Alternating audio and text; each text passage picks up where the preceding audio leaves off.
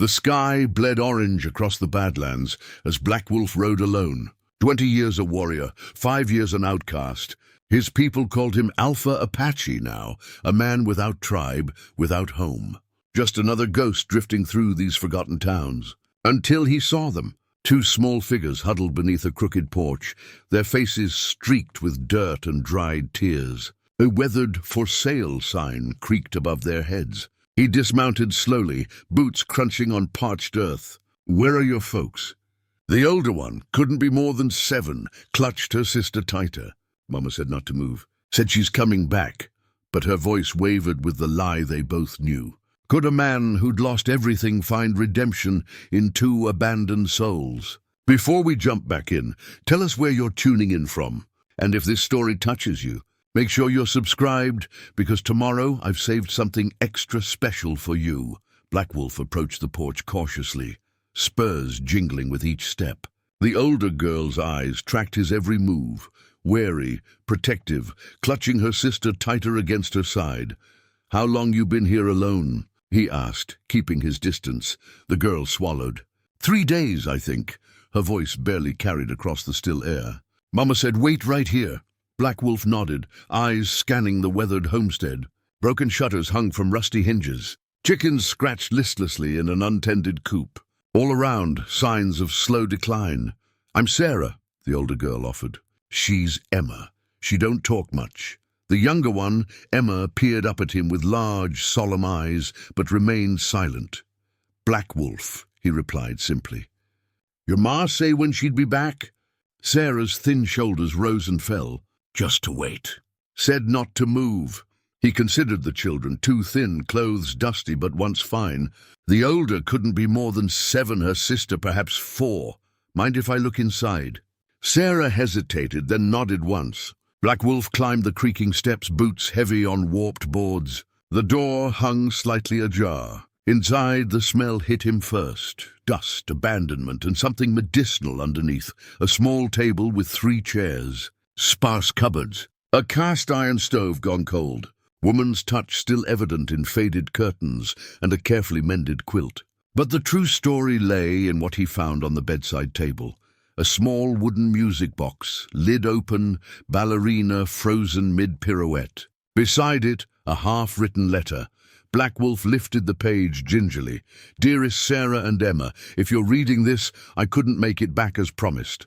The sickness has taken hold faster than I thought. I've written to Reverend William in Dusty Creek. He will find—" The letter ended mid-sentence.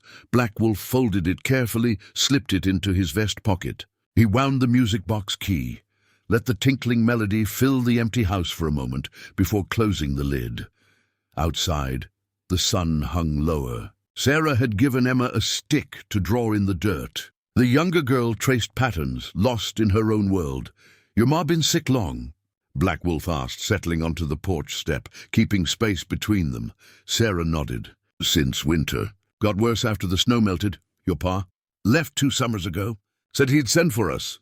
Her eyes stayed fixed on her sister. "Never did." Black Wolf pulled jerky from his saddlebag, offered some to each girl. Emma hesitated until her sister nodded permission. "Anybody else? Family nearby?" "Just us now." Sarah's chin lifted slightly. "I take care of Emma." Night approached quickly in these parts. "Decision time." Black Wolf stood, surveyed the horizon. His camp lay 2 hours' ride away. Leaving them wasn't an option. Coyotes already calling in the distance. But taking them, 5 years ago he'd ridden away from his people, from the whispers and sideways looks after the massacre at Yellow Creek. 5 years living solitary, carrying ghosts. "Children complicated things. Got a camp not far," he said finally. "Food there?" "Safer than here tonight." Sarah's face showed the battle, mother's orders against growing hunger and fear. "Can take you to town tomorrow." "Find that reverend." "We can't leave," Sarah insisted. "Mama said, your mama ain't coming back, child." The words came harsher than intended, but night was falling. No time for comforting lies. Emma's small hand found her sister's. Sarah's chin trembled, but her eyes remained dry. "Can we bring Mama's shawl? In case she gets cold coming back." Black Wolf nodded once. "Get what you need. Quick now." While Sarah ducked inside, Emma stayed put, watching him with those unsettling, quiet eyes. He'd seen that look before, in Survivors. Children who'd seen too much. You understand more than you let on, don't you, little one? Emma blinked slowly but gave no other response. Sarah returned, a faded blue shawl clutched to her chest. Small bundle in her other hand. We're ready. Black Wolf lifted each girl onto his horse, mounted behind them. As they rode away, he felt Emma's small form gradually relax against his chest. Sarah remained rigid, looking back until the homestead disappeared in growing darkness. Behind them, the empty house stood silent beneath the rising moon, its secrets kept. Above the door, a hand-carved wooden sign swung gently in the evening breeze. Chambers Family Est, 1869. No longer a home. Just another hollow shell in a land that created them by the dozen. Black Wolf made camp in a sheltered arroyo a mile from the homestead. The girls watched in silence as he built a small fire, movements practiced from countless nights alone under desert skies. Hungry? He asked, stirring cornmeal into a pot of water. Sarah nodded, one arm still protectively around her sister. Emma's eyes reflected the dancing flames, her small face unreadable. When he handed them each a tin cup of mush sweetened with dried berries, Sarah whispered, "Thank you, sir." Frontier manners drilled deep. Emma ate mechanically, gaze never leaving the fire. "No, sir," Black Wolf corrected. "Just Black Wolf." "That's not a Christian name," Sarah observed. "Not a Christian man." Sarah considered this while eating. "Our pa said Indians are heathens." Your pa say where he was going when he left? The question hung in the air. Sarah's shoulders slumped slightly. "California." "Gold mining." Black Wolf nodded, said nothing more on the matter. Men chasing golden dreams rarely looked back. After eating, he spread his bedroll near the fire and gestured for them to take it. "You sleep. I'll keep watch." Sarah hesitated, then guided Emma to the blanket. From her bundle, she withdrew a small leather-bound Bible, its edges worn smooth from handling. She clutched it to her chest as they settled. Covering them both with her mother's shawl. "Mama read to us every night," she explained, voice small against the vast darkness surrounding them. Black Wolf sat against a boulder, rifle across his lap. "Sleep now." Long ride tomorrow, but sleep didn't come easily to the children. Emma's eyes remained open, staring into nothing. Sarah whispered prayers, fingers tracing the Bible's embossed cover. "Tell us a story," she finally requested. "Please, Emma can't sleep without a story." Black Wolf frowned. He wasn't one for talk, especially stories. But the younger girl's unblinking stare unsettled him. "Once," he began awkwardly, "there was a coyote who tried to steal the moon." He told the old Apache tale his grandmother had shared around fires, much like this one, about how coyotes' greed and trickery had backfired, leaving him to forever howl at what he couldn't possess. Sarah listened intently. Somewhere during the story, Emma's eyes finally closed, her breathing deepening into sleep. "Your ma's sickness?" Black Wolf asked when he finished. "What kind?" "Started with coughing. Then she got weak. Doctor came once from town, but his medicine didn't help." Sarah's fingers worried at the Bible's cover. "She kept saying she just needed rest. But she kept getting thinner. Consumption," Black Wolf guessed. "The white man's plague that had taken so many. She tried real hard," Sarah whispered. "Worked sewing for folks in town even when she was tired. Said we'd be fine once spring came." Her voice caught. "But she wasn't fine. When did she leave?" 3 mornings ago. Said she was going to town for medicine. Told us to stay put, not to move from the porch." Sarah's composure cracked slightly. "Said she'd be back before dark." Black Wolf studied the sleeping younger sister.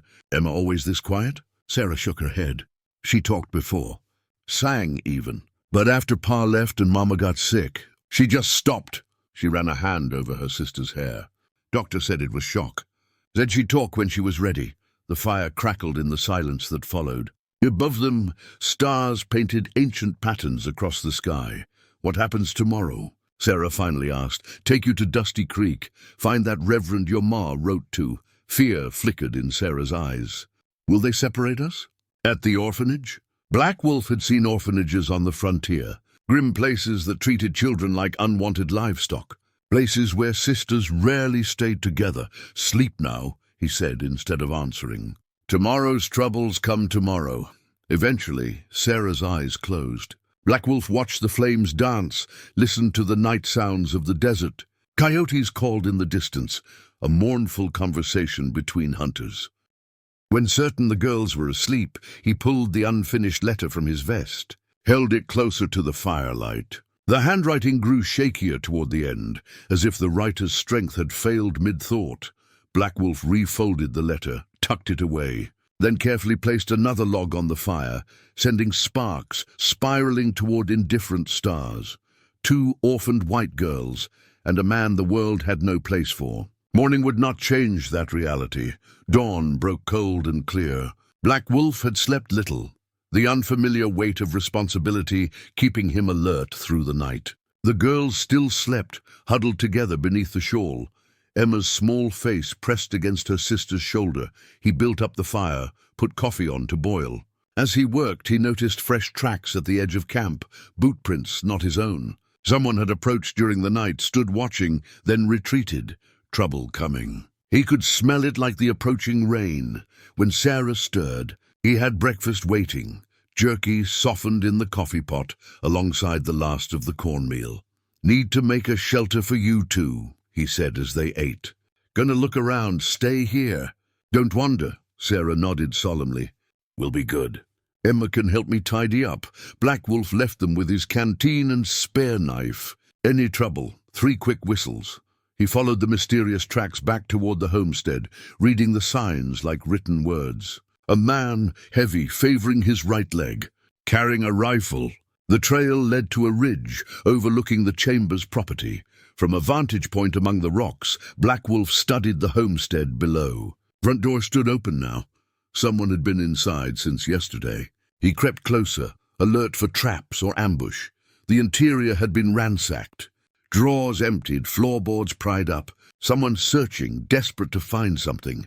In the dusty yard, fresh hoofprints told of multiple riders. One had dismounted by the water trough, paced in circles, the same heavy-set man who'd watched their camp. Black Wolf knelt to examine a cigarette butt ground into the dirt. White man's tobacco, machine-rolled. Beside it lay a tarnished silver spur, broken from its strap. He pocketed it, continued searching. Behind the house, he found what remained of a campsite. At least 3 men had waited there, perhaps for Hannah Chambers to return. When she didn't, they'd searched the house, found it empty. Now they were tracking the children. But why? What value did 2 orphaned girls hold? In the ashes of the stranger's fire, something caught his eye. A half-burned photograph. He carefully extracted it from the cinders.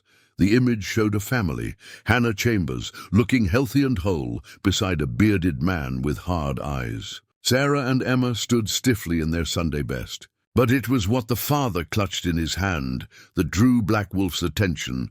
A folded document, corners visible. A visual seal, partly showing. Black Wolf tucked the damaged photograph inside his shirt and quickly erased all signs of his presence. These men weren't casual travelers. They hunted with purpose. Returning to camp, he found Sarah teaching Emma to weave grass into simple dolls. The younger girl worked with surprising dexterity, small fingers nimbly twisting the dried blades. "We need to move," he announced. "Men looking for something at your homestead. Might come this way," Sarah's hand stilled. "What men?" "Don't know yet, but they're searching hard." He showed her the photograph. Sarah's eyes widened in recognition. That's from before Pa left. When the man from the mining company came, Black Wolf's instincts sharpened. "What mining company?" "They wanted our land. Said there was something valuable underneath." Sarah frowned, trying to remember. Pa got angry. Said it was worth more than they offered.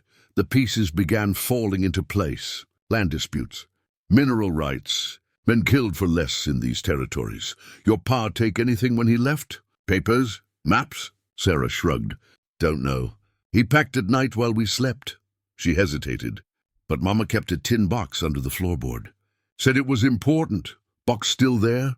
Don't think so. Never saw Mama open it after Pa left. Black Wolf quickly packed their meager camp. No time for the planned shelter now. They needed distance between themselves and whoever searched for the Chambers family secrets. Where are we going? Sarah asked as he lifted Emma onto the horse. "Away from here. Know someone in Copper Canyon might help us." As they rode, Emma suddenly pointed back toward the horizon. A thin column of smoke rose from the direction of the homestead, covering their tracks, Black Wolf muttered. The home that had sheltered generations of Chambers family was being erased, just like their mother's unfinished letter. Whatever secrets lay buried there would burn with it. Sarah's small hand clutched the worn Bible tighter, her only remaining anchor to the life now disappearing behind them. They rode hard through the morning, Black Wolf keeping to dry creek beds and rocky passes where tracks wouldn't hold. By midday, Emma had fallen asleep against his chest, small body going limp with exhaustion. Sarah remained rigidly awake, watching the landscape scroll past with haunted eyes. When they finally stopped in a narrow canyon, Black Wolf lifted the sleeping Emma down first, then helped Sarah dismount. "Need to rest the horse," he explained, leading the animal to a trickle of water seeping from rocks. Not far to Copper Canyon now. Sarah stood awkwardly, uncertain what to do in this harsh place of rock and shadow. Finally, she settled on a flat boulder, pulled her knees to her chest. "Our house is really gone?" she asked, voice small against the vastness. Black Wolf nodded once. No point softening truth for a child who'd already seen too much hardness, and Mama's not coming back. It wasn't a question this time. Black Wolf said nothing, let her work through the knowledge herself. Sarah's face crumpled then, grief finally breaking through her careful control. Silent tears tracked down dusty cheeks as she rocked slightly, arms tight around her knees. Black Wolf turned away, giving her privacy and sorrow. He'd never been good with weeping women, less so with weeping children. Among his people, mourning had rituals, boundaries. This raw display left him uncertain. Emma stirred, waking to her sister's muffled sobs. The younger girl moved to Sarah's side, small hand patting her back with awkward tenderness. When Sarah's tears finally subsided, Black Wolf approached cautiously, offered his canteen. She drank, handed it back with murmured thanks, then wiped her face with her sleeve. "Who are you taking us to?" she asked, voice hoarse. "Woman named Willow Creek, half Apache, half Mexican. Runs trading post in Copper Canyon." He adjusted his hat against the midday sun. "Good woman, trustworthy. Will she know what to do with us?" The question hung between them. What did one do with two orphaned girls in a territory where survival alone consumed most energy? "She might know about your pa," Black Wolf said instead. "Knows most business that passes through these parts." Sarah nodded, accepting this non-answer. She reached into her pocket, withdrew a silver thimble that glinted in the harsh light, turned it over in her small fingers. "Mama's thimble," she explained, "for her sewing. She was making Emma a new dress when she got too weak to hold the needle." She swallowed hard. "Said I'd need to learn proper sewing now." Emma watched the thimble with solemn eyes, then unexpectedly reached for it. Sarah hesitated, then surrendered it to her sister's outstretched palm. The younger girl studied it intently, then pointed to her chest and made a small humming sound. "She remembers," Sarah translated. "Mama would let her wear the thimble like a bell while she sewed." It was the most animation Emma had shown since Black Wolf found them. "She understands everything," Sarah continued. "Just won't speak since your pa left?" Sarah shook her head. "Since Mama started coughing blood." Emma saw it happen. Started screaming, then just stopped. Like her voice ran away, Black Wolf studied the small girl. In his tribe, such silence might be seen as a spirit walking between worlds, neither here nor gone. "Dangerous state for a child. Your sister's spirit is hiding," he said finally. "Will return when she feels safe again." Sarah considered this. "How do we make her feel safe?" Black Wolf had no answer. Safety was a luxury few found in these territories. "Time to ride," he said instead, gathering their few belongings. "Willow Creek will have food, proper beds." As Sarah helped Emma onto the horse, the younger girl clutched the silver thimble tightly, refusing to relinquish it even when her sister asked. "Let her keep it," Black Wolf said. "Small things matter when big things fall apart." The words came from somewhere deep, some half-remembered wisdom from his grandmother. Sarah nodded, understanding beyond her years in her tired eyes. They continued toward Copper Canyon, the silver thimble catching occasional sunlight in Emma's tight grip, small talisman against a world determined to take everything else. Behind them, a thin plume of smoke still marked where the Chambers homestead stood that morning. Ahead, mountains rose jagged against the sky, promising nothing but the next hard mile. Copper Canyon didn't deserve the name. No copper had been found in decades, and the canyon was little more than a slash in the earth where stubborn men had built a ragged settlement. A single dusty street lined with weathered buildings, saloon, general store, livery, and a handful of homes clinging to respectability like drowning men to driftwood. Black Wolf rode in slowly, aware of eyes tracking their approach. A lone Apache with 2 white children drew attention faster than a gunshot. "Keep your heads down," he murmured to the girls. "Don't speak unless spoken to." The trading post stood at the far end of town, a low adobe structure with a wooden porch, and painted sign above the door read "Creeks Trading" in faded letters. Outside, a hitching post displayed an unusual carving, an eagle with outstretched wings. Black Wolf, dismounted, helped the girls down. Sarah kept her hand firmly clasped around Emma's, both children wide-eyed at the strange surroundings. Inside, the trading post smelled of leather, tobacco, and dried herbs. Shelves lined the walls, stocked with everything from canned goods to ammunition. Behind a rough-hewn counter stood a woman in her 50s, hair streaked with grey, face weathered by sun and hardship. Black Wolf. Her voice carried no surprise. "Been a while, Willow Creek."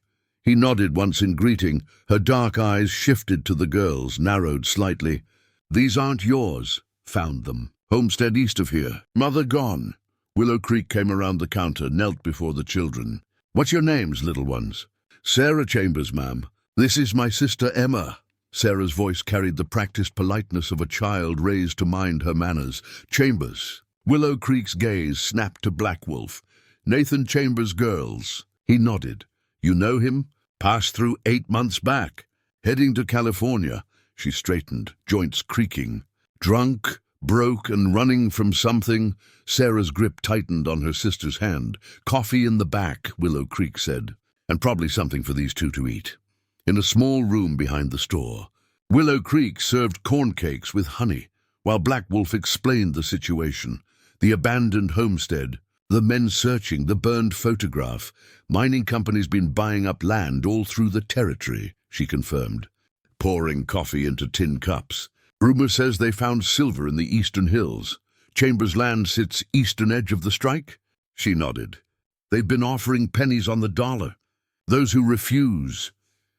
She glanced at the girls, left the thought unfinished. Emma, who had been silently examining the room, suddenly approached a shelf displaying various curiosities. Her small finger pointed to a strange object, a wooden box with intricate brass fittings. "That's a camera, child," Willow Creek explained. "Makes pictures like magic."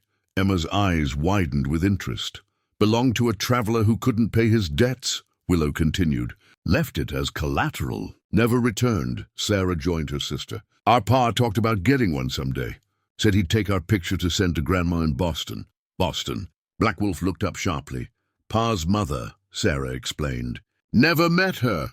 "Pa said she was too fancy for frontier life. She know about you too." Sarah shrugged. "Pa wrote letters sometimes. Don't know if he sent them." Willow Creek exchanged a significant look with Black Wolf. "Might be worth finding out if those Boston relations exist." The conversation paused as the trading post door opened. Willow Creek rose, went to attend to customers. She returned minutes later, face grave. "Riders in town asking questions. Looking for 2 girl children traveling with an Indian." Black Wolf stood immediately. "Back way out?" "Too late. They're watching the building." She moved quickly, opening a trapdoor in the floor. "Root cellar. Not comfortable, but it'll hide you until they're gone." As they descended into the musty space, Emma balked, shaking her head vigorously. "She's afraid of the dark," Sarah explained. Willow Creek disappeared briefly, returned with the camera. "Here, child. Special treasure to protect. Very valuable. Emma hesitated, then accepted the camera in her small arms, clutching it like a shield as they entered the cellar. "I'll get rid of them," Willow promised, lowering the door. In darkness, broken only by thin slivers of light between floorboards, they waited. Above, boots thumped across wooden planks. Male voices rumbled questions. Willow Creek's answers came firm and clear. No Indian been through here in weeks. Certainly no children. Emma sat rigid, eyes closed, arms wrapped around the brass-fitted box. Sarah whispered prayers into the darkness. Black Wolf positioned himself beneath the trapdoor, knife drawn, prepared for discovery. The voices eventually receded. Still they waited, measuring time by heartbeats until Willow Creek's signal came. 3 soft taps on the floor above. Night fell over Copper Canyon, bringing no relief from danger. Willow Creek led them through the back of her store to a small cabin behind the main building. Simple but clean, one room with a stove, table, and narrow bed. "Men are staying at the saloon," she reported, lighting a lamp. 3 of them. "Mining company men by their talk, though they're not advertising it." Black Wolf stood by the window, watching shadows move across the street. "They'll search the outlying buildings by morning, which means you need to be gone before dawn." Willow Creek set out bread, dried meat, and a jar of preserves. "Eat. I'll pack supplies." As the girls ate, Black Wolf described the leader, heavy-set man with a limp. Willow Creek nodded grimly. "Marcus Holt, company enforcer. Not a man known for gentleness." She lowered her voice. "Rumor says 3 homesteaders who refused to sell have gone missing this past year." "He won't stop looking," Black Wolf concluded. "Not likely. Whatever's on Chambers' land, they want it badly." While they talked, Emma had been exploring the small cabin. From beneath the bed, she pulled out a small object, a child's spinning top, carved from dark wood and painted with bright stripes. "My son's," Willow Creek explained, voice softening. "He'd be 30 now if the fever hadn't taken him." Emma studied the toy, then tentatively set it spinning on the plank floor. It wobbled, fell. She frowned, tried again with greater concentration. This time it spun true, colors blurring. "Child's got patience," Willow Creek observed. "Good quality in hard times." When Emma looked up questioningly, Willow Creek nodded. "Keep it, little one. Been waiting too long for small hands." Sarah helped her sister tuck the top into her pocket, then turned to the adults. "Where will we go now?" The question hung heavy in the lamp-lit room. Black Wolf exchanged looks with Willow Creek. "I've been thinking on that," Willow Creek said slowly. "These men won't stop searching. Territory's not big enough to hide forever." "The Boston grandmother?" Black Wolf suggested. Willow Creek nodded. "If she exists, she's your best hope. Proper family, proper home. How would we even find her?" Sarah asked. "Your father's full name?" "Nathan William Chambers." Willow Creek moved to a small desk in the corner, pulled out a battered ledger. "Let me see. Chambers, Boston." She traced a finger down columns of faded handwriting. "Here, 2 years back, Nathan Chambers received post from Eleanor Chambers, 42 Beacon Hill Street, Boston." "That's Grandma's name." Sarah's eyes widened. "Pa read us her letters sometimes. Can you write to her?" Black Wolf asked. Sarah nodded. "Mama taught me proper correspondence. It'll take weeks for a letter to reach Boston, weeks more for reply," Willow Creek cautioned. "And meanwhile, these men, we need somewhere safe until then," Black Wolf concluded. Willow Creek closed her ledger. "The mission at Santo Cristobal. 3 days ride south. Father Miguel takes in strays of all kinds, asks no questions. An Apache riding to a Catholic mission." Black Wolf's mouth twisted. "Might as well walk into the saloon now." "Father Miguel isn't like most white men," Willow Creek insisted. "He protected Apache children during the last cavalry raid. He'll shelter these girls. And me?" Silence answered him. The reality of their situation crystallized. A lone Apache man could not remain with 2 white girls without raising suspicions that would endanger them all. Sarah, listening intently, suddenly spoke up. "We won't go without Black Wolf." The adults turned to her in surprise. "He saved us," she continued, chin lifting with stubborn determination. "We stay together now."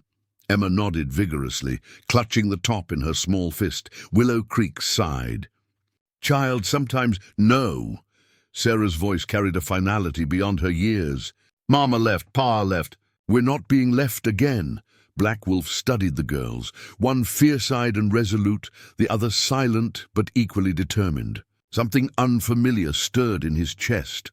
There might be another way, he said slowly. My people's winter camp lies in the high country. 5 days hard ride. Your people. Willow Creek raised an eyebrow. The ones who named you outcast? Chief Grey Horse owes me a blood debt. He'll honor it, and if he doesn't... Black Wolf's hand moved to the knife at his belt. Then I'll remind him. Outside, a dog began barking, followed by the sound of men's voices growing closer. Decision time, Willow Creek said urgently, moving to extinguish the lamp. In the sudden darkness, Emma's small hand found Black Wolf's, her fingers wrapping around his with surprising strength. Sarah stood at his other side, steady and waiting. The choice, it seemed, had already been made. They slipped out of Copper Canyon under cover of darkness, taking a game trail that wound through scrub and chaparral. Willow Creek had supplied them generously. Dried meat, cornmeal, coffee, even a small tent of oiled canvas. Most precious was the letter Sarah had carefully written to Eleanor Chambers in Boston, which Willow Creek promised to send with the next eastbound stage. Black Wolf led them upward, away from established trails. By dawn, they had gained enough elevation to look back at the settlement below, a cluster of feeble lights against the vast darkness of the territory. How far to your people's camp? Sarah asked, voice hushed in the grey morning light. 5 days if weather holds, longer if it doesn't.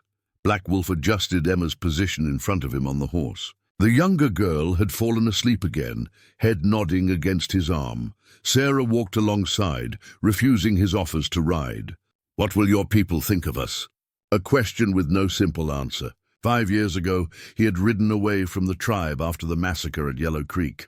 Some called him traitor for refusing to participate in the raid that left 20 settlers dead. Others named him coward. Chief Grey Horse alone had understood his reasons, though even he could not prevent the tribal council from declaring Black Wolf outcast. They will be surprised, he finally answered. They traveled through that day and the next, making good time despite the difficult terrain. Sarah proved surprisingly resilient for a child raised in a homestead. Emma remained mostly silent, but watched everything with keen attention, particularly the changing landscape as they climbed toward the mountains.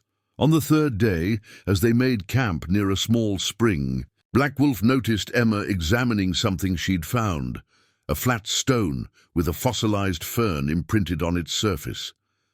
That's a very old plant, he explained when she showed it to him. From before people walked these lands. Emma traced the delicate pattern with her finger, fascination evident in her expression. Our pa had a book with pictures of those, Sarah said, leaning in to look. Said they were plants turned to stone by time and pressure. Black Wolf nodded. Apache stories say they are memories of the earth, kept so it doesn't forget. Emma carefully placed the fossil stone in her pocket alongside the spinning top, her collection of treasures growing with each day of their journey. That night, after the girls had fallen asleep beneath the canvas tent, Black Wolf sensed rather than heard the approach of riders. He slipped into the darkness, knife drawn, circling to come up behind whoever watched their camp. Still, move quiet for a big man, a voice commented in Apache. Black Wolf stilled. 2 Rivers? A figure detached from the shadows, tall, lean, with a face marked by an old scar running from temple to jaw. The council felt someone watching our hunting grounds. Set me to look. 2 Rivers studied him without expression. Did not expect to find Black Wolf, especially not with white children. Long story. Always is with you. 2 Rivers glanced toward the camp. These children. They are why the white men search the lowlands. Black Wolf tensed. You've seen them? 3 men, armed, asking questions about an Indian with 2 girl children. 2 Rivers shrugged. We told them nothing, of course. They seek the children for the land their parents owned. Land with silver beneath it. 2 Rivers considered this. And you protect them, why? A question Black Wolf had asked himself many times over the past days. They were abandoned, Alone. Many are abandoned in this world. You don't save them all. Black Wolf had no answer that would make sense to his old friend, or even to himself. Only the memory of two small figures beneath a weathered sign, and a voice saying, "Mama said not to move." "I seek the winter camp," he said instead. "The children need safety until their kin in the east can be contacted." Two Rivers' eyebrows rose. "You would bring them to our sacred grounds?" "You who the council named outcast. I ask for sanctuary under blood debt. Chief Greyhorse knows what he owes me." A long silence followed. Wind whispered through juniper branches overhead. "The council will not welcome this," Two Rivers finally said. "But I will guide you. For the children's sake, not yours." "Understood." As they approached the camp, Emma stirred, her eyes opening to find two strange men talking. Instead of showing fear, she simply watched, then reached into her pocket and pulled out the fossil stone. She held it up to Two Rivers, a peace offering from her small hand to his weathered one. Two Rivers' stern expression softened as he accepted the ancient imprint. "The child offers Earth's memories," he said in English. "Perhaps she understands more than we think." The Apache winter camp lay nestled in a high valley, protected by towering pines and natural rock formations. Smoke from cooking fires rose in thin columns against the backdrop of snow-capped peaks. As Black Wolf and Two Rivers approached, children playing at the outskirts stopped to stare at the strange procession, especially at the two white girls riding double on Black Wolf's horse. "Wait here," Two Rivers instructed, dismounting at the edge of camp. "I will speak to the council first." Black Wolf helped the girls down. Sarah's face was tight with apprehension. Emma clung to her sister's hand, eyes wide, as she took in the unfamiliar surroundings. "These are your people," Sarah whispered. "Once," Black Wolf replied. "Long time ago." While they waited, an elderly woman approached, her face deeply lined, silver hair in two long braids. She carried a basket of dried berries, which she offered without a word. "Thank you," Sarah said carefully, nudging Emma to take a few. The old woman studied them, eyes sharp despite her advanced years. "These children carry sadness," she observed in Apache. "Like autumn leaves, carry the memory of summer." Before Black Wolf could respond, activity at the center of camp drew their attention. Two Rivers had emerged from the council lodge with Chief Greyhorse and several elders. The chief, tall despite his 60 years, with a bearing that commanded respect, surveyed the newcomers from a distance. "He comes," Black Wolf murmured. Standing straighter, Chief Greyhorse approached deliberately, flanked by tribal elders. His gaze moved from Black Wolf to the girls and back again, revealing nothing. "Black Wolf," he finally acknowledged. "You return after 5 winters." "I come seeking sanctuary," Black Wolf replied formally. "For myself and these children, I invoke the blood debt between us." Murmurs rippled through the growing crowd of onlookers. "The blood debt was to you alone," one elder objected. "Not to white children. Their safety is my safety," Black Wolf countered. "Men hunt them for land that holds silver. The same men would kill any who shelter them." Chief Greyhorse's eyes narrowed. "You bring danger to our winter camp. I bring 2 innocent children who have nowhere else to go." The chief turned his attention to the girls. "Do they speak?" Sarah stepped forward, chin raised with nervous dignity. "Yes, sir. I'm Sarah Chambers. This is my sister Emma. We're grateful for your help." A ripple of surprise moved through the gathered Apache. Few white children showed such composure or courtesy when facing a tribal council. Chief Greyhorse reached into his vest and withdrew an object, a silver military whistle on a leather cord. He held it before the girls. "Do you know what this is?" Sarah shook her head, but to everyone's surprise, Emma stepped forward. She reached out tentatively, her small fingers hovering near the whistle. "You recognize this?" the chief asked. Emma nodded slowly. "Belonged to a cavalry officer," Chief Greyhorse explained, switching to English for the children's benefit. 5 winters ago, this man led soldiers who would have killed our women and children as they slept. Black Wolf warned us in time, though his warning made him outcast among his own people. The chief turned the whistle in his weathered fingers. "I took this from the officer's body. Keep it to remember that sometimes salvation comes from unexpected sources. He looked directly at Black Wolf. The blood debt stands. You and the children may stay until the snow melts. After that we will speak again. As the chief turned to leave, Emma suddenly tugged at his sleeve. The entire gathering froze at this breach of protocol. Even Sarah looked alarmed, but Emma simply pointed at the whistle, then to Black Wolf. Her meaning clear despite her silence. Chief Greyhorse studied her for a long moment, then unexpectedly placed the whistle in her small hand. Closing her fingers around it, she understands what others do not, he said, that all debts must eventually be repaid. With that, he nodded once to Black Wolf and returned to the council lodge, the elders following in his wake. Two Rivers exhaled slowly. That went better than expected. Come, there is an empty lodge at the edge of camp. It will serve until something more permanent can be arranged. As they followed him, Sarah whispered, "What just happened with the whistle?" Black Wolf watched Emma, who was examining the silver object with solemn intensity. Your sister reminded everyone that life moves in circles. What is given must return. What is taken must be restored. Is that good? It means we can stay. For now.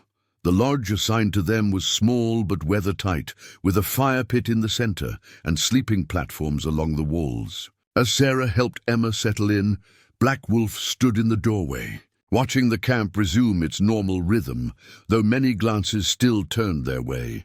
5 winters away, yet the mountains still felt more like home than anywhere else he had wandered. Whether that home would accept these strange new additions remained to be seen. Days in the winter camp settled into an unexpected rhythm. Each morning, Sarah and Emma joined the Apache children in gathering firewood and carrying water. Afternoons, Black Wolf taught them basic survival skills, how to move quietly through forest, read animal tracks, recognize useful plants. Evenings brought stories around communal fires, the girls listening wide-eyed to ancient tales translated in whispers by Two Rivers. Acceptance came slowly. Some tribal members avoided them entirely. Others, particularly the elderly women, seemed to find the girls' presence amusing, white children learning Apache ways. 2 weeks after their arrival, Morning Sky, the medicine woman who had first approached them, began teaching Sarah simple healing techniques. Emma often accompanied them on herb-gathering expeditions. Her silent presence no barrier to learning. The quiet one sees with clear eyes, Morning Sky remarked to Black Wolf as they watched Emma carefully sorting juniper berries. She carries wisdom beyond her years. Black Wolf had noticed the change himself. Though still mute, Emma moved through the camp with increasing confidence. Her watchful observation of Apache life revealed an intelligence that had been masked by trauma. Sarah, too, was transforming, her rigid posture softening, her habitual wariness giving way to occasional laughter. She took to Apache lessons with determination, especially the language, which she practiced doggedly despite the difficulty. Your sister learns quickly, Black Wolf commented as they walked the camp perimeter one crisp morning. Mama always said I had a head for books, Sarah replied. She wanted me to be a teacher someday. You still could be, Sarah shrugged, a gesture she'd picked up from the Apache children. Maybe, if Grandma Chambers wants us in Boston. The letter to Boston remained a distant hope. No response could come before spring, leaving their future uncertain. On the 20th day, Two Rivers returned from a scouting expedition with troubling news. White men continue searching, he reported as they sat in Black Wolf's lodge. 3 main hunters, but they've hired others, offering rewards for information. They're still looking for us? Sarah asked, pausing in her mending of Emma's worn dress. Two Rivers nodded grimly. They show a paper in towns and settlements. Says the children were stolen by a renegade Apache. Black Wolf's jaw tightened. The mining companies work. They claim to represent your grandmother, Two Rivers added, addressing Sarah. Say they were hired to return you to family. Sarah's hands stilled. That's a lie. They never even asked our names. Truth matters little in their world, Two Rivers said. They want the land. You are the path to it. That night, after the girls were asleep on their platform bed, Black Wolf sat before the lodge fire, mind turning over possibilities. The sanctuary of the winter camp would end with spring thaw, only weeks away now. Without confirmation from Boston, they had nowhere safe to go. His thoughts were interrupted when the lodge flap opened, admitting Chief Greyhorse. The older man seated himself across the fire without invitation, studied the flames in silence. "The children adapt well," he finally commented. Black Wolf nodded. "Better than expected. The little one still does not speak. Her voice will return when she feels safe enough."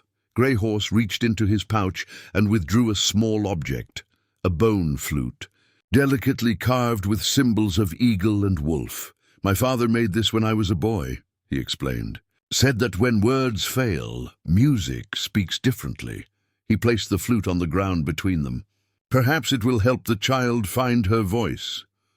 Black Wolf recognized the significance of the gift. The chief's father had been a renowned flute maker, his instruments sought by neighboring tribes. This one carried family history, tribal memory. "Why help us?" Black Wolf asked directly. "The blood debt requires shelter, nothing more." Greyhorse studied him, with eyes that had seen 8 decades of frontier hardship. "When you left after Yellow Creek, I told the council you would return when your spirit found its path again." A rare smile crossed his weathered face. "I did not expect that path to include white children, nor did I. Yet here we sit." Greyhorse gestured toward the sleeping girls. "These children have lost their world. You lost yours. Perhaps together you create something new." He rose to leave. "The ways of the spirits are not for us to question, only to follow." After the chief departed, Black Wolf examined the flute, its smooth surface polished by decades of handling, the sound holes perfectly placed. A gift of immense value, meant not for him, but for a silent white child who had somehow touched the heart of a tribal leader. Outside, the night wind carried the distant howling of wolves down from the high peaks. Inside, 2 orphaned girls slept peacefully, unaware of both the dangers that pursued them and the unlikely bonds forming in their defense. Morning would come soon enough, bringing its own challenges. For now, this moment of fragile sanctuary would suffice. The late winter storm descended without warning, blanketing the camp in 3 feet of snow overnight. Frigid winds howled between lodges, forcing everyone inside for 2 days of enforced closeness. In Black Wolf's lodge, the unexpected confinement created its own kind of peace.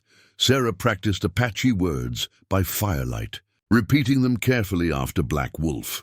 Emma sat cross-legged nearby, fingers working a piece of soft deerskin morning sky had given her. The bone flute lay beside her, untouched since Greyhorse's gift, though her eyes often drifted toward it. "What's that word again?" "The one for rabbit?" Sarah asked, forehead creased in concentration.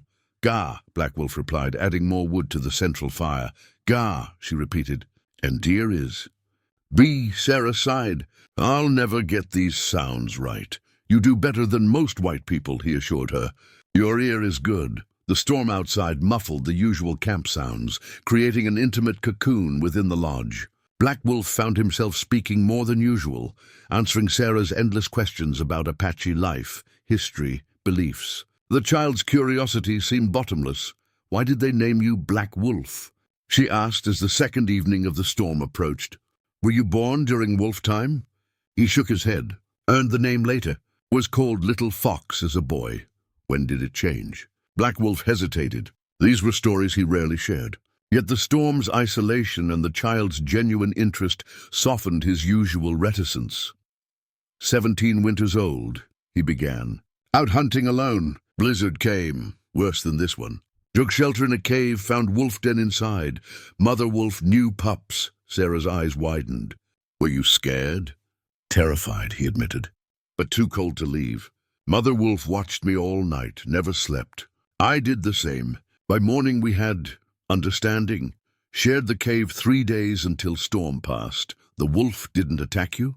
"She could have. Chose not to." He prodded the fire. "When I returned to camp, told the story to tribal elders. They gave new name, Black Wolf. Said I carried wolf spirit now." Sarah considered this. Is that why you helped us? Because the wolf helped you? The question caught him off guard. Maybe. Never thought of it that way. From her corner, Emma looked up suddenly. She reached beneath her sleeping furs and withdrew a small object, a crude wooden carving of a wolf, newly made. She offered it silently to Black Wolf. He took it carefully, turning the roughly shaped figure in his hands. "You made this when?" "She's been working on it for days," Sarah explained. "With the knife Morning Sky gave her. Said it was for small hands to learn." The carving was primitive, but unmistakably a wolf, head raised as if howling, body poised in mid-stride. A child's work, yet made with careful attention to detail. "Thank you," Black Wolf said, meeting Emma's steady gaze. "It's a strong wolf." Emma nodded once, then returned to her deerskin work. The storm abated on the third day, leaving the camp transformed by deep snow. Children emerged from lodges like spring bears from hibernation, racing and tumbling in the pristine whiteness. Sarah joined them eagerly, while Emma remained at the lodge entrance, watching. Black Wolf stood beside her. "You can go play too." She shook her head, then pointed to the carved wolf he'd placed on a small shelf. "The wolf stays apart," he guessed. She nodded, then surprised him by slipping her small hand into his larger one. That afternoon, Two Rivers visited, bringing news and a weathered leather journal he placed on the sleeping platform. "Found this among my things," he explained. "Belonged to my father." He recorded our people's stories, taught himself white man's writing to preserve them. Black Wolf examined the journal, pages filled with careful script in English, interspersed with Apache words and small drawings. For the older girl, Two Rivers continued. She asks many questions about our ways. Better she learns from written words than misunderstandings. That night, Sarah pored over the journal by firelight, reading passages aloud. "It says here that Apache believe everything has spirit, rocks, trees, animals. Is that true?" Black Wolf nodded. "Everything connected, nothing separate, even us?" she asked. "Even though we're not Apache. All people connected, different paths, same journey." Sarah considered this, then carefully closed the journal. "Pa used to say Indians were savages. Mama said he shouldn't talk that way, that people are just people. Your mother was wise woman. I think," Sarah hesitated, "I think she would be glad we're with you." Outside, the temperature dropped as night deepened. Inside, the lodge fire cast warm shadows across walls, adorned now with small touches of their shared life. Emma's wood carving, Sarah's careful drawings of plants Morning Sky had taught her, the bone flute still waiting for its music. Not quite a home, not quite a family, but something new emerging from the ashes of what all three had lost. Signs of spring emerged reluctantly in the high country, patches of bare ground appearing through melting snow, the first green shoots pushing through softening earth. The winter camp stirred, with preparations for the seasonal migration to summer hunting grounds. For Black Wolf and the girls, each passing day brought both hope and anxiety. 3 months had elapsed since Sarah's letter to Boston. Still no reply. Perhaps it never reached her, Sarah suggested one morning as they walked the camp's edge. Or Grandma Chambers moved away.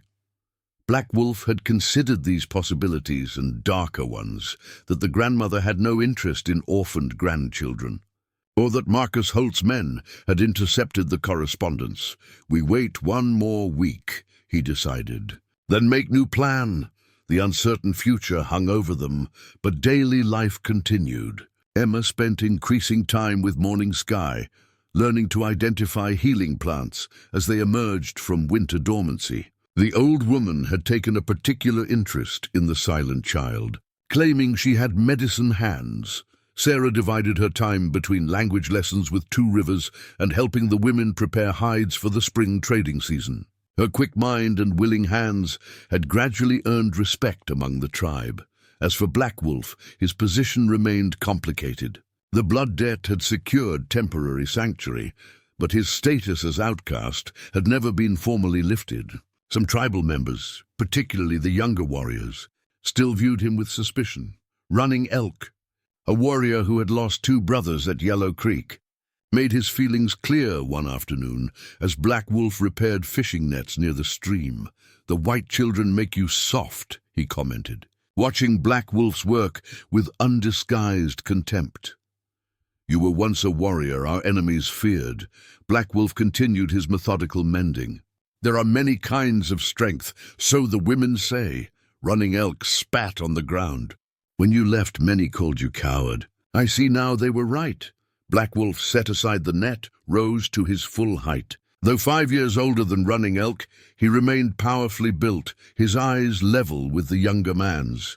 "Careful with your words, brother." Running Elk stepped closer. "You are no brother to me. You bring white children to our sacred grounds, eat our food, breathe our air, yet give nothing in return.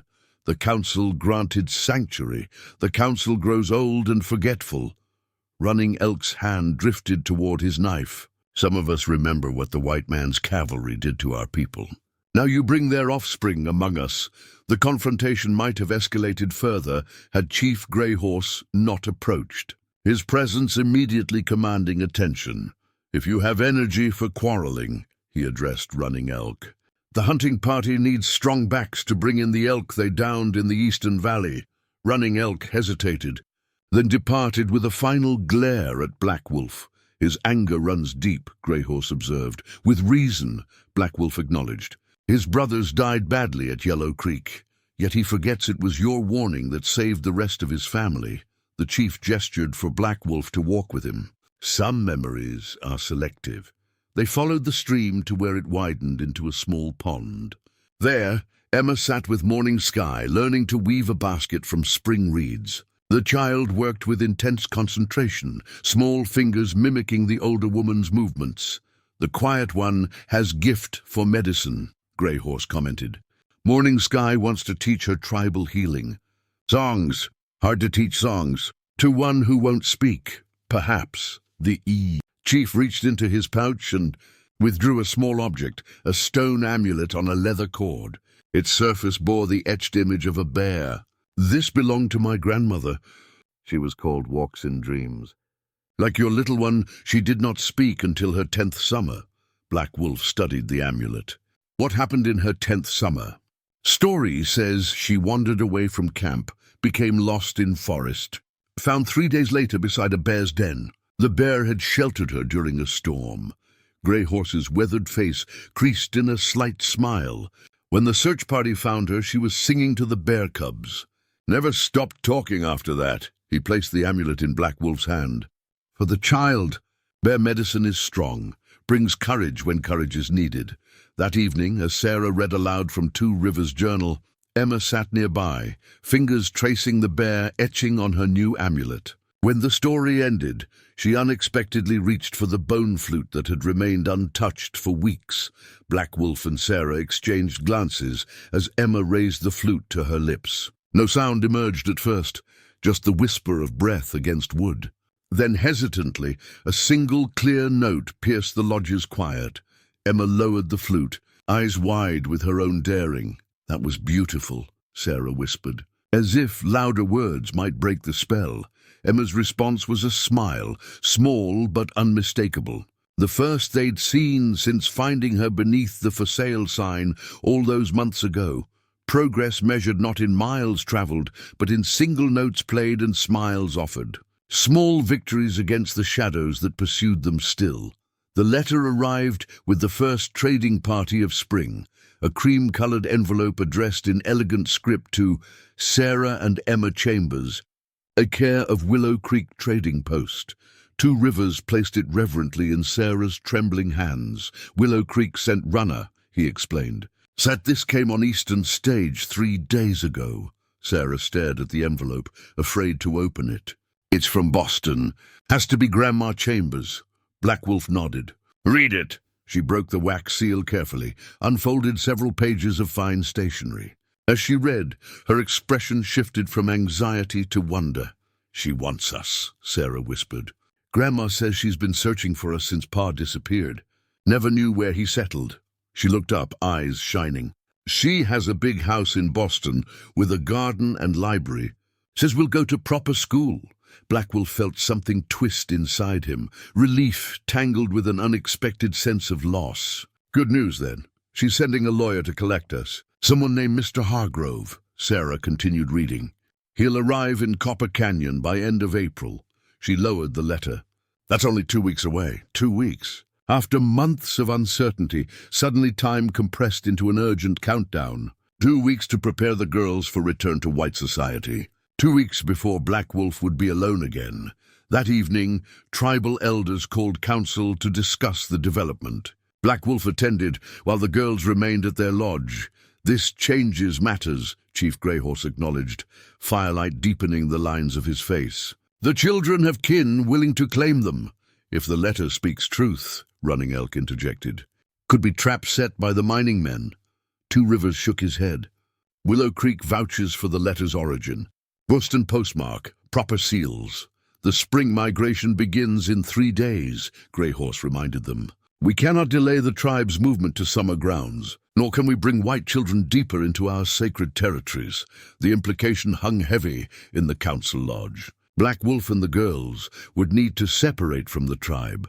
I will take them to Copper Canyon, Black Wolf stated. Meet this lawyer, ensure he is legitimate. And if he is not? Running Elk challenged. If mining company men wait instead, you bring danger upon yourself and potentially our people for white children. Black Wolf met his gaze steadily. My choice to make, no longer just your choice, Greyhorse intervened. These children have become part of our circle, however temporarily.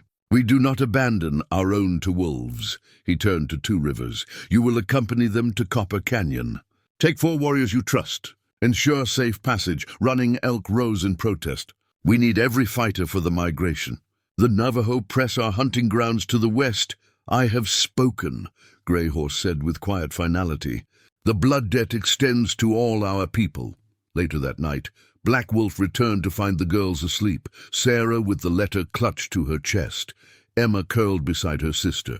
On the center pole of the lodge hung a new item, a dream catcher of intricate design, its web woven of sinew, center adorned with a small turquoise stone.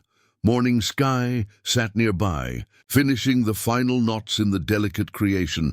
My gift to the children, she explained without looking up.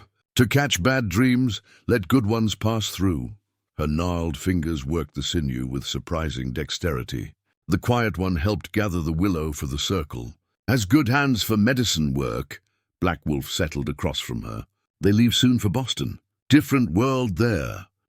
Perhaps, Morning Sky secured the last feather. Or perhaps Boston must adapt to them. They are not the same children who arrived beneath your for sale sign. The grandmother offers security, education, things I cannot provide. Morning Sky's ancient eyes studied him. You gave different gifts, no less valuable. She rose stiffly. Tell the quiet one to keep bear medicine close in the stone cities. She will need its strength. After she departed, Black Wolf remained awake, watching the dream catcher move gently in the lodge's warm currents. 3 days until the tribe migrated. 2 weeks until the lawyer arrived. The countdown to separation had begun. The following morning, he took the girls to a high ridge overlooking the valley. Time to prepare them for what came next. Your grandmother's lawyer comes soon, he began. Need to be ready, Sarah nodded solemnly. Will you come with us to Boston? The question caught him unprepared. In all his considerations of their future, he had never imagined himself part of it. Boston no place for Apache, he said finally. But we need you, Sarah insisted. Emma nodded emphatically beside her. You have grandmother now. Proper family. Sarah's chin lifted in the stubborn gesture he'd come to know well. Your proper family too. We decided. Black Wolf looked away toward distant mountains still capped with snow. First steps first. Get you safely to Copper Canyon. Meet lawyer. Then decide rest. But as they descended to prepare for departure, Emma slipped her small hand into his, a gesture that said more than words about the complications of the heart that no lawyer's documents could resolve. Departure morning arrived with a thin, cold rain that turned the camp into a maze of mud and puddles. The tribe's preparations for migration continued despite the weather. Lodges dismantled, Belongings packed onto travois, children bundled in layers of fur and wool, Black Wolf and the girls prepared separately. Their destination lay eastward toward Copper Canyon, while the tribe would head west to summer hunting grounds. Two Rivers had selected 4 warriors as escort, all men who respected the blood debt and harbored no resentment toward the white children. As they made final preparations, Morning Sky appeared at their lodge, carrying a small parfleche bag adorned with porcupine quillwork in geometric patterns.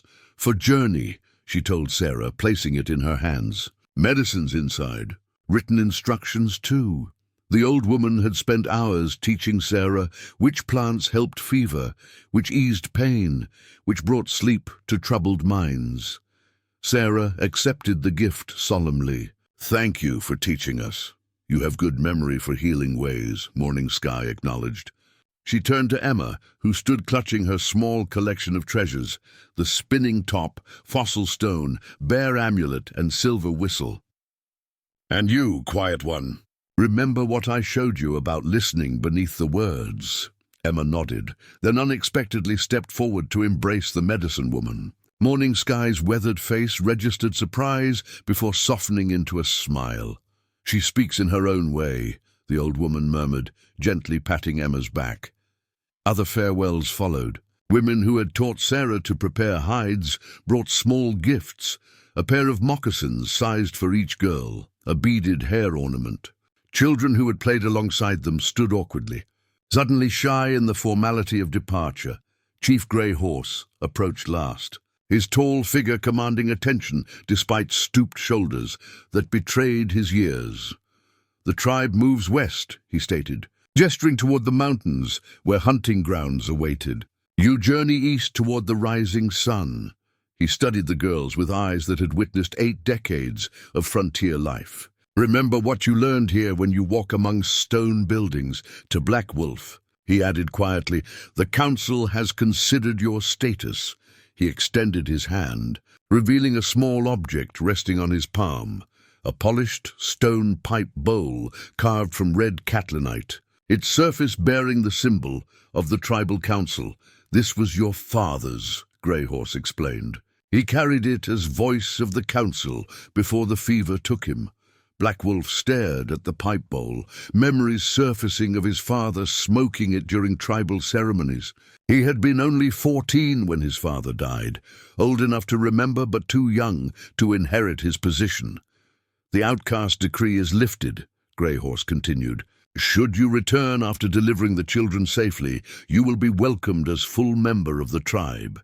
The unexpected reversal left Black Wolf momentarily speechless. 5 years of wandering alone, carrying the weight of rejection, now offered resolution with a simple stone pipe bowl.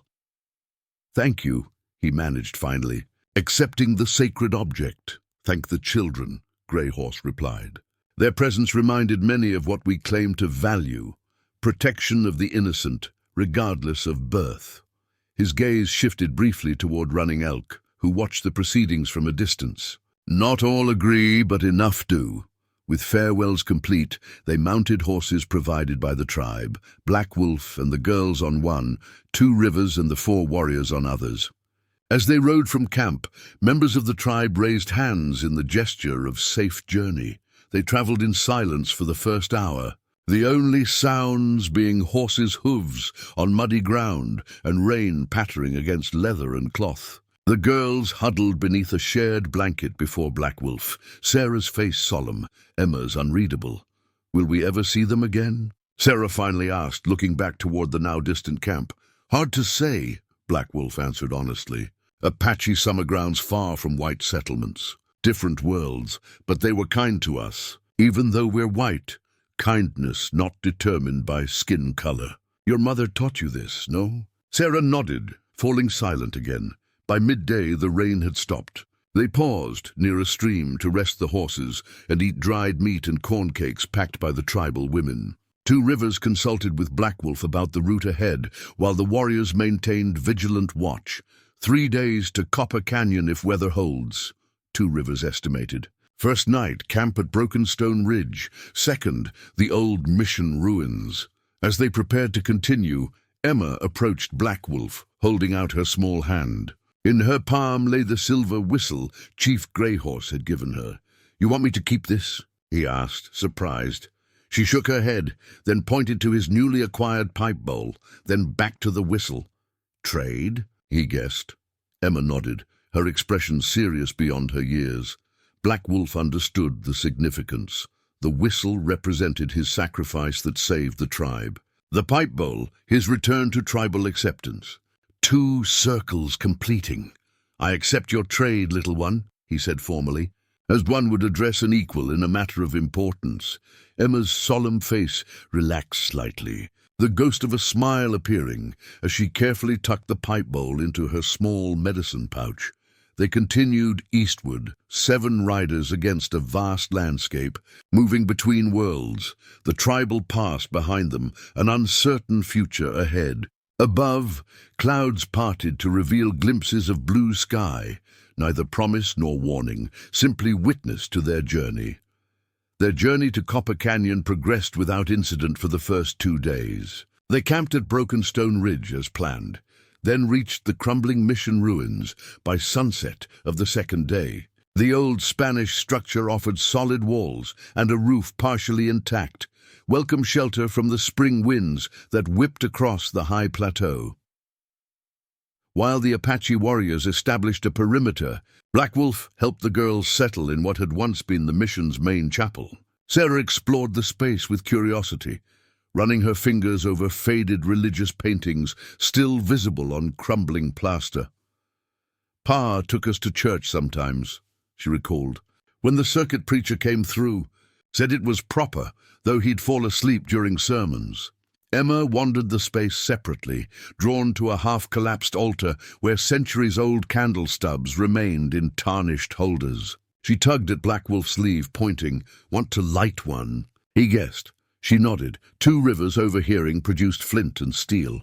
Old gods, new gods, all deserve respect in their houses. With his help, Emma lit 3 candles. When Sarah asked why 3, she pointed to each of them in turn. Sarah, Black Wolf, herself.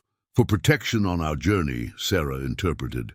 Familiar now with her sister's ways of communication, they slept that night beneath the watchful eyes of painted saints, their dreams guarded by Apache warriors who took turns at sentry duty. Black Wolf rested fitfully, waking at every sound. Something felt wrong, a pressure in the air like the moments before a storm. Dawn confirmed his unease. Swift Arrow, youngest of their escort, reported fresh tracks surrounding the mission. Many men, at least 8, circled during night, then withdrew toward east. 2 Rivers examined the tracks himself, returning with a grim expression. "They know we're here. Question is why they didn't attack." "Waiting for something," Black Wolf concluded. Or someone. The implication hung heavily. Their pursuers had somehow anticipated their route, positioned themselves between the mission and Copper Canyon. "Trap ahead," 2 Rivers stated simply. They held council while the girls ate breakfast inside. Options were few and none favorable.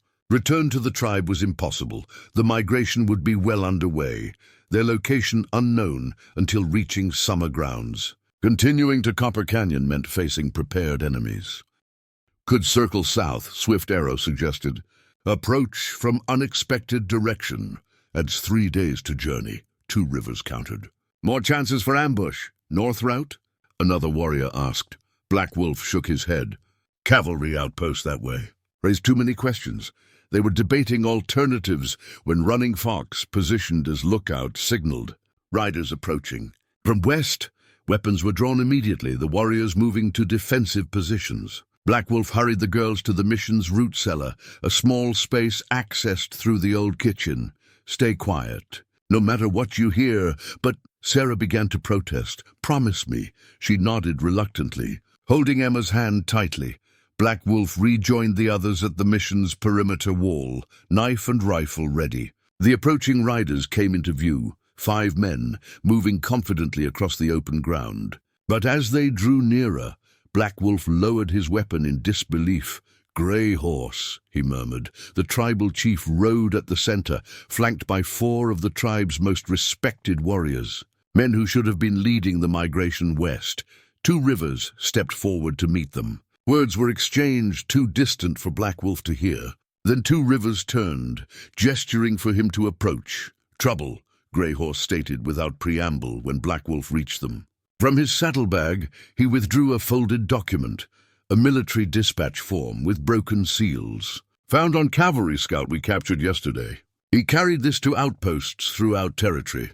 Black Wolf accepted the paper, unfolded it carefully. The military document contained official orders and a detailed description of 2 female children abducted by renegade Apache, last seen traveling with tribal band. A reward was offered for information leading to their recovery. Cavalry mobilizing full search, Grey Horse continued. Orders to shoot hostiles on sight, recover children by any means. The mining company, Black Wolf realized. They've convinced military the girls were kidnapped. Grey Horse nodded grimly. Paper mentions grieving grandmother authorizing use of force. The fabrication was elegant in its effectiveness. What commander would question a grandmother's plea to rescue kidnapped granddaughters? What settler wouldn't report sightings of Apache with white children? Copper Canyon no longer safe, Grey Horse concluded. Military will search there first. The lawyer from Boston. If real, he walks into same trap. If false, was never coming. Black Wolf processed this grim assessment. What options remain? One only. Grey Horse pointed west. Children return with us to summer grounds. Hide until truth can reach proper authorities. Bring danger to your people. Danger already surrounds us.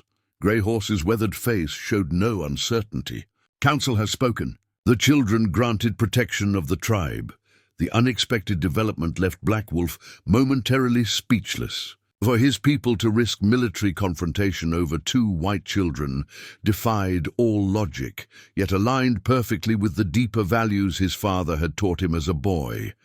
Get the children, Grey Horse instructed. We ride immediately. Every hour matters now. They rode westward at punishing pace, taking routes no cavalry patrol could navigate. Narrow game trails, winding through rock formations. Dry stream beds that disappeared into slot canyons, passes known only to those raised in this unforgiving landscape. Grey Horse pushed them relentlessly, aware that discovery would mean disaster for all. Sarah and Emma rode double with Black Wolf, the younger girl dozing fitfully against his chest while Sarah remained rigidly awake, processing their abrupt change in direction. From Boston bound to deeper into Apache territory, a reversal that sparked both fear and strange relief.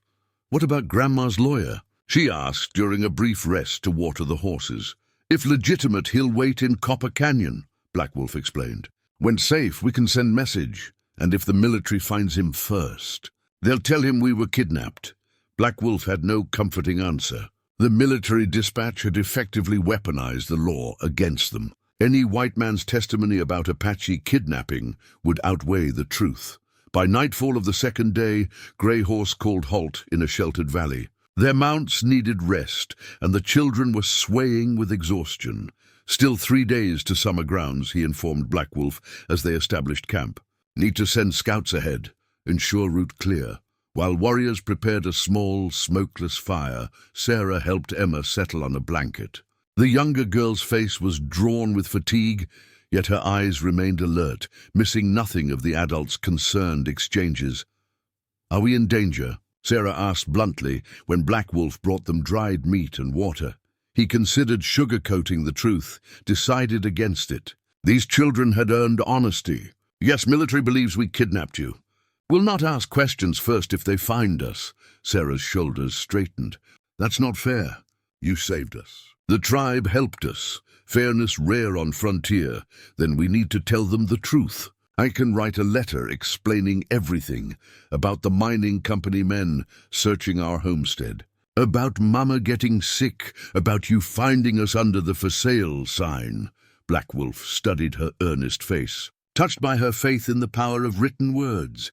Who would believe Apache over mining company? A judge would. Mama always said judges care about truth. Judges far from here. Military much closer. Emma, listening intently, suddenly pulled something from her small medicine pouch, the deed to the Chambers homestead, carefully folded and preserved. Sarah gasped in surprise. "Where did you get that?" "I thought it burned with the house." Emma pointed to the lining of the doll Mama had made her.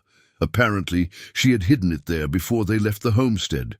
Black Wolf examined the document with growing interest. The deed clearly named Hannah Chambers as legal owner of the property and mineral rights beneath it. A powerful piece of evidence against the mining company's claims. "Smart little one," he murmured. Emma's solemn expression didn't change, but her eyes held the ghost of pride. That night, as the girl slept nearby, Black Wolf joined Grey Horse and Two Rivers in council.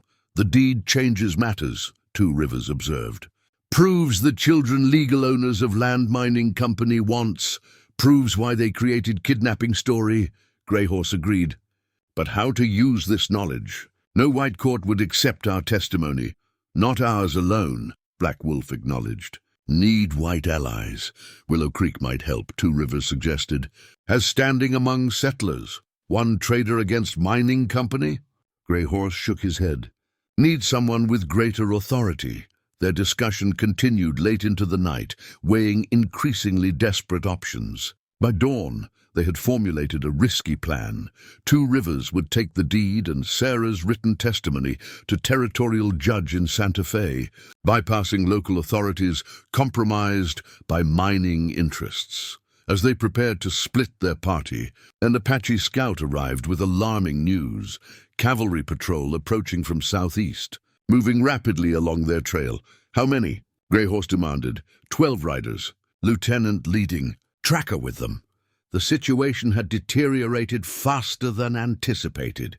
Santa Fe lay 2 weeks' hard ride away, far too long to evade pursuers already on their trail. As the adults conferred urgently, Emma tugged at Black Wolf's sleeve. When he knelt beside her, she pressed something into his hand, a small brass button engraved with an eagle crest. "Where did you find this?" he asked, recognizing it as military issue.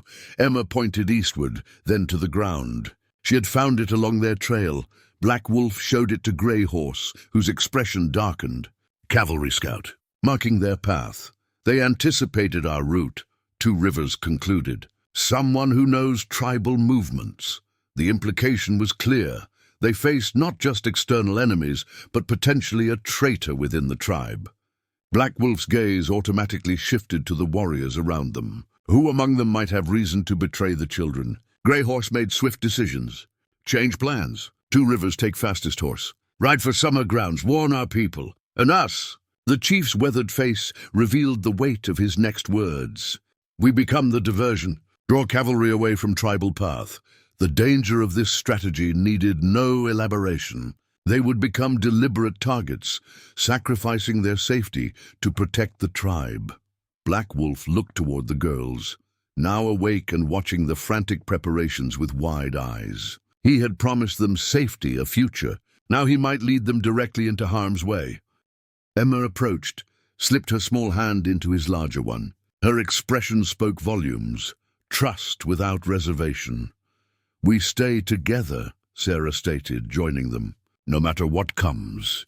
The simplicity of their faith humbled him. After a lifetime of solitary wandering, he had found courage in the eyes of children who refused to let go. Dawn broke with gunfire.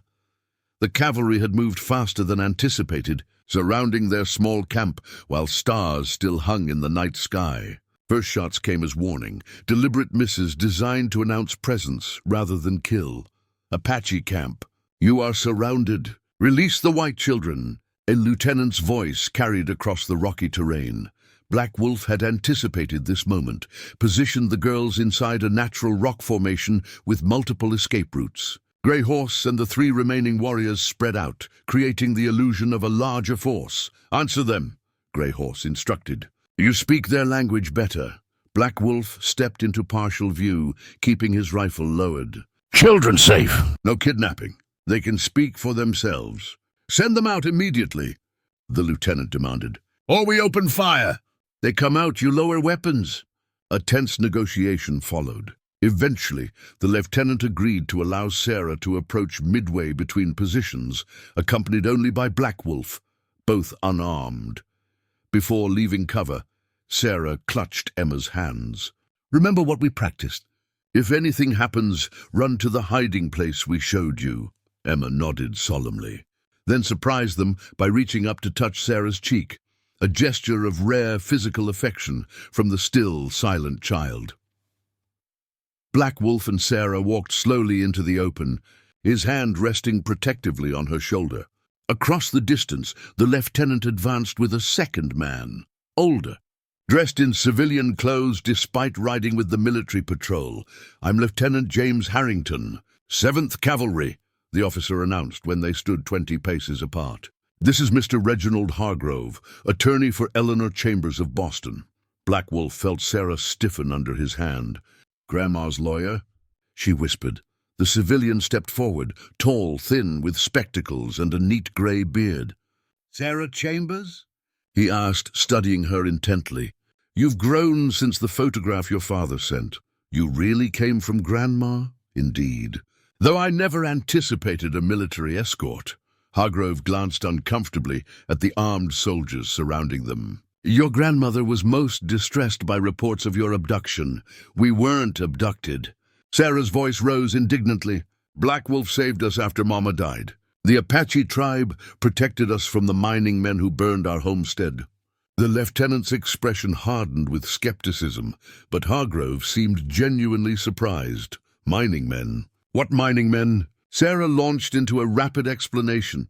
Her mother's illness, their abandonment beneath the for sale sign, Black Wolf's rescue, the mysterious men searching their property, and finally, the discovery that the mining company wanted their land.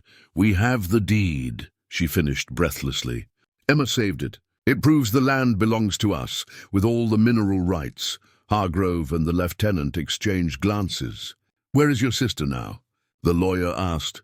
"Safe," Black Wolf answered, "until we know your intentions." Lieutenant Harrington interjected impatiently. "Our intentions are to return these children to civilization and their legal guardian. You will be taken into custody for questioning." "No!" Sarah stepped protectively in front of Black Wolf. "He's our friend. He saved our lives." The standoff might have escalated further had a new voice not called from the cavalry lines. "Let me speak to them." "Lieutenant," a man rode forward, and Black Wolf immediately recognized the heavy build and slight limp, Marcus Holt, the mining company enforcer who had pursued them for months. "Mr. Holt is our local guide," the lieutenant explained. "He's been instrumental in tracking the children. He's one of the men who burned our home," Sarah cried. "He's been chasing us to get our land." Holt's face darkened. The child is confused, clearly traumatized by her ordeal among savages. But Hargrove was studying Sarah with increasing interest. From his breast pocket, he withdrew an envelope, yellowed with age. "Sarah, do you remember the story your mother told about how she met your father?" The unexpected question momentarily confused her. At a harvest dance. Pa stepped on her toes 3 times before she agreed to a second dance. Hargrove nodded, seemingly satisfied. He turned to Lieutenant Harrington. "I believe we have a serious situation here, Lieutenant. This child is indeed Sarah Chambers, and her story merits investigation before any arrests are made." "The savage is a kidnapper," Holt insisted, hand moving toward his holstered pistol. "Military orders are clear. Military orders based on information you provided," Hargrove countered. He opened the envelope, removing a folded document. "This is a letter from Eleanor Chambers, authorizing me as legal representative of her granddaughters and their property interests. It grants me full authority to act in their behalf." The lieutenant hesitated, military discipline warring with new uncertainties. Taking advantage of this hesitation, Black Wolf turned to Sarah. "The deed. We need it now." She nodded, whistled a pattern they had practiced, 3 short notes followed by 1 long. From the rocks behind them, Emma emerged, clutching a small leather portfolio to her chest. She approached cautiously, eyes never leaving the armed men. When she reached them, she handed the portfolio not to Black Wolf or Sarah, but directly to Hargrove. The lawyer accepted it with evident surprise, opening it to find the deed alongside something unexpected, a daguerreotype photograph showing Nathan Chambers standing beside his wife and infant daughters. "This is remarkable," Hargrove murmured, examining the documents. "Lieutenant, I insist these proceedings halt immediately. We have serious legal matters to address before any further action." Holt's patience evaporated. "Enough of this!" His hand moved to his gun. "The Apache dies, the children come with us, and this troublesome matter ends now." As his pistol cleared its holster, several things happened simultaneously. The lieutenant shouted an order for his men to stand down. Greyhorse's warriors appeared on surrounding ridgelines, arrows nocked, and Emma, silent for so many months, finally found her voice. "No!" she screamed, the sound piercing the tense air like lightning splitting a tree. Every head turned toward the previously mute child, whose face now blazed with fierce determination. "Black Wolf is our family," she stated clearly, her first full sentence in nearly a year. "And nobody is taking him away." 3 months later, the Chambers homestead stood transformed. New roof, repaired porch, fresh paint on shutters. The burned outbuildings had been rebuilt. A small garden now thrived, where only scorched earth had remained. And a new sign hung above the door, carved by Black Wolf's own hand. "Chambers Wolf Home, Est, 1873. On the porch, Emma sat practicing her flute, while Sarah sorted through a stack of correspondence. At 7 years old, Sarah had become the surprising administrative heart of their unusual household, managing communications with lawyers, government officials, and their grandmother in Boston. "Another letter from Grandma," she announced as Black Wolf approached from the barn. "She's sending more books and winter clothes.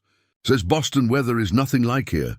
Black Wolf nodded, settling onto the porch steps. The aftermath of that confrontation with the cavalry had unfolded in unexpected ways. Marcus Holt now awaited trial for fraud, attempted kidnapping, and suspected involvement in Hannah Chambers' death. Lieutenant Harrington had filed a detailed report, clearing Black Wolf of all kidnapping charges. And Reginald Hargrove had proven himself a formidable ally, navigating the complex legal waters of territorial justice.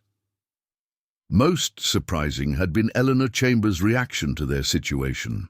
After lengthy correspondence and a series of telegrams, the Boston grandmother had made an unprecedented decision.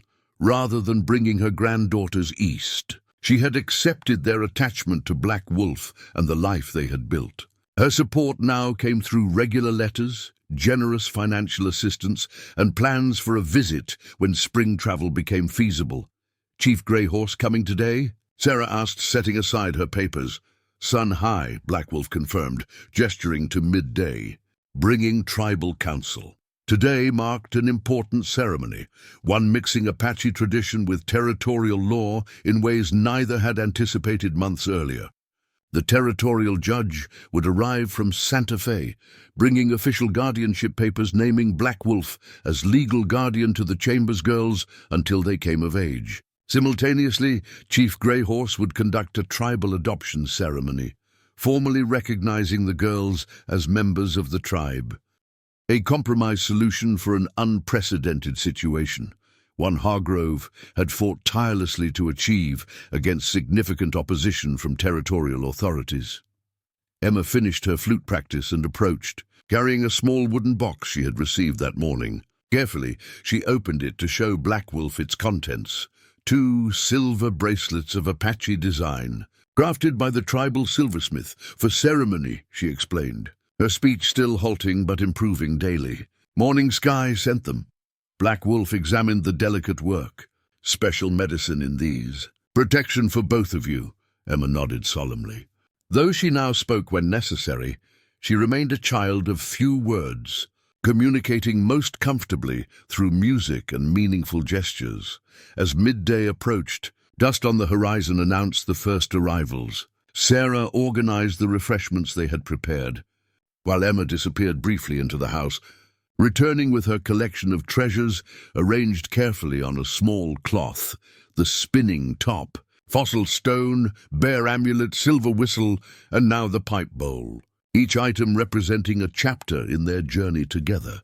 The territorial judge arrived first, a serious man named Blackwood, who had taken personal interest in their case after the fraud perpetrated by the mining company came to light. With him came Hargrove, now serving as permanent legal representative for the Chambers estate.